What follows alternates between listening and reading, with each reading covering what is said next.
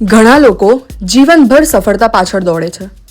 મોટી નોકરી, મોટો બિઝનેસ, પૈસા, નામ અને પ્રતિષ્ઠા.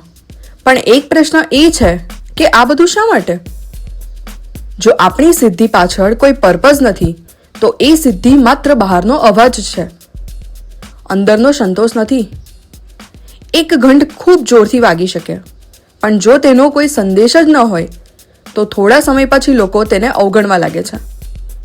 એ જ રીતે પર્પસ વગરનું અચીવમેન્ટ લોકોનું ધ્યાન ખેંચી શકે છે, પણ હૃદયને સ્પર્શી શકતું નથી.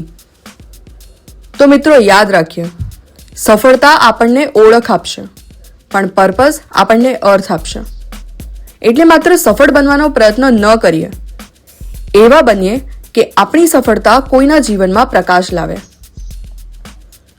કારણ કે પર્પસ વગરની સિદ્ધિ ખાલી અવાજ જ છે, અને પર્પસ સાથેની સિદ્ધિ પ્રેરણાનો પડઘો બની જાય છે.